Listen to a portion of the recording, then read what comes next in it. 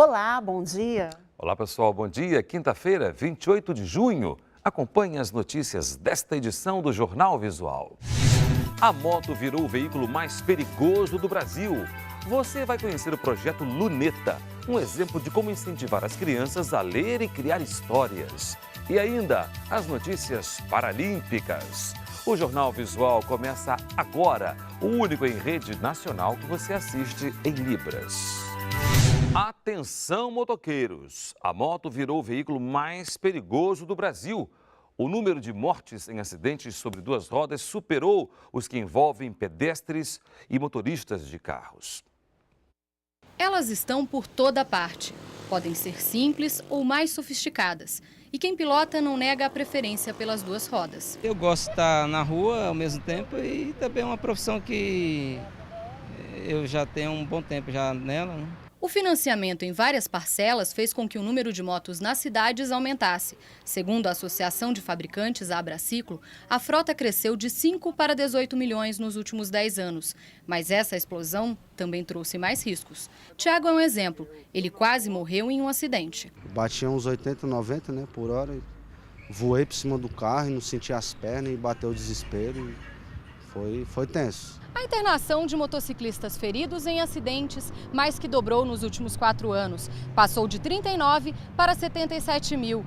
O número de mortos também cresceu 21%. A maior parte das vítimas é formada de homens com idades entre 20 e 39 anos.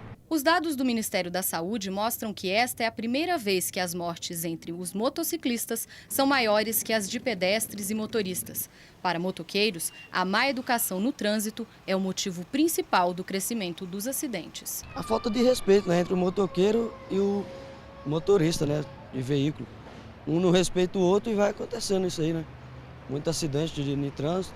Esse especialista em trânsito afirma: os motociclistas chegam às ruas despreparados. A gente continua tendo motociclista habilitado, mas não hábil para conduzir. Ele tem a carteira, mas as 20 horas de aula prática que ele faz não torna um motociclista capaz de poder andar no nosso trânsito sem que venha se envolver em acidente.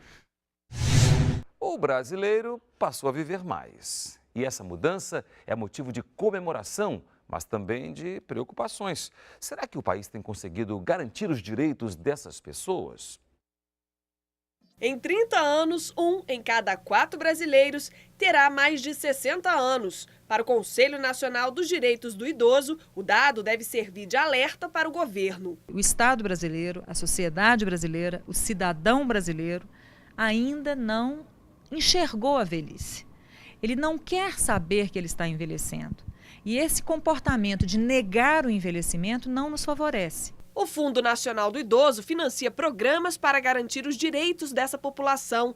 21 milhões de pessoas, segundo o IBGE. A tarefa de fiscalizar a execução desses programas cabe aos conselhos de idosos que hoje existem em 1972 municípios. Estaremos trabalhando para termos lá na ponta, em cada município, uma rede possível de estar ativamente trabalhando com a população idosa. O maior desafio do Brasil é assegurar que as leis sejam respeitadas. Na área da saúde, apesar da distribuição gratuita de remédios e do atendimento preferencial, muitos idosos ainda reclamam. Antônio teve que procurar a justiça porque o plano de saúde ignorou a lei e reajustou a mensalidade. É falta de consideração, falta de respeito até pelo tempo de governo que eu tenho, né? No ano que vem, o Estatuto do Idoso completa uma década, mas os números do próprio governo provam que a norma não foi suficiente para acabar com os maus tratos. A negligência, ou seja, a falta de cuidados com a alimentação e higiene dos idosos, representa a maioria das denúncias do Disque 100, seguida da violência psicológica e da violência física. No ano passado, mais de 8 mil denúncias de violência contra os idosos foram registradas no país pelo Disque 100.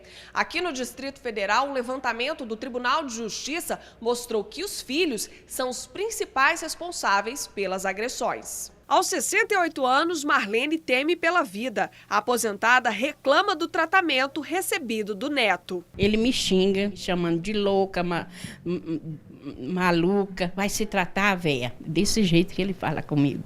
Em São Paulo, essas crianças sentiram na pele as dificuldades dos idosos. Uma aula de conscientização. Eu não estou vendo quase nada e eu espero que isso seja uma experiência para mim melhorar, com os idosos.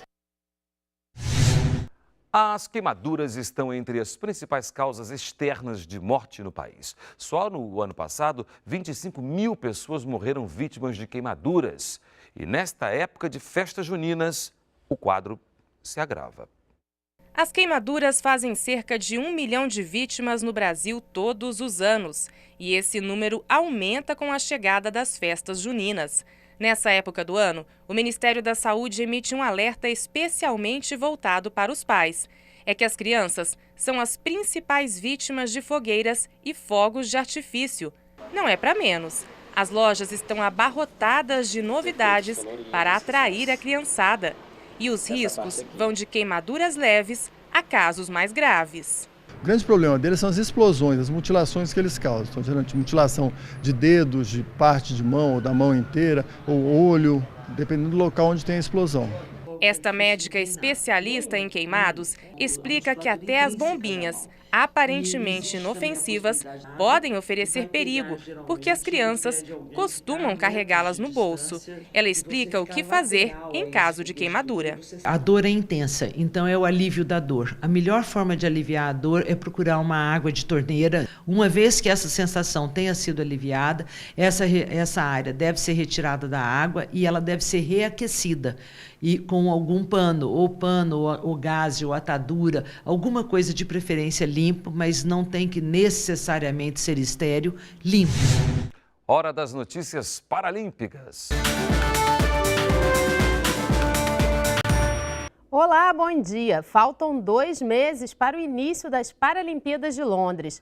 E o Comitê Paralímpico Brasileiro divulgou na semana passada a lista de atletas, guias, oficiais técnicos e profissionais da área de saúde convocados para os Jogos. A delegação brasileira será formada por mais de 300 pessoas. São 182 atletas, 115 homens e 67 mulheres que vão representar o país. Entre os convocados, 16 atletas são integrantes do Time Rio Paralímpico, programa de incentivo ao esporte que tem sede no Rio de Janeiro e oferece uma boa estrutura de treinamento e preparação para os Jogos Paralímpicos de Londres esse ano e do Rio em 2016. Vamos ficar na torcida. Um abraço.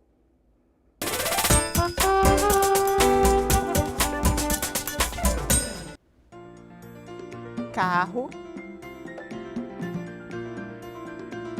avião, caminhão, barco. De Teresina, no Piauí, vem um exemplo de como incentivar as crianças a ler e criar histórias. É o projeto Luneta. Recitar poemas e ler histórias faz a criança viajar no mundo mágico da imaginação. A caminho do mercado, uma menina seguia com seu jarro de leite na cabeça. Antônio tem apenas 11 anos e já conhece os prazeres da leitura. Poesia, sempre poesia. Adoro. O gosto pela leitura levou Laís a incentivar toda a sua família. A minha família também vem frequentemente ler na biblioteca, ler comigo lá em casa e me incentiva muito. Antônio e Laísa criaram um hábito pela leitura graças ao projeto Luneta, que teve início há 10 anos na Escola Delfina Borralho, na zona leste de Teresina. Dona Lucelena não esquece as dificuldades no início do projeto e conta que a ideia serviu para aumentar as habilidades dos alunos. Foi muito difícil, nós enfrentamos muita questão financeira, a gente não tinha os livros. Iniciou com um baúzinho, com apenas 15 livros. E hoje, graças a Deus, a gente tem uma literatura ampla, através de doações, troca de livros. Livros já escrito pelos alunos.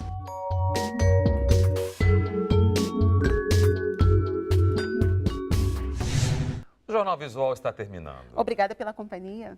Um bom dia para você. Bom dia e até amanhã.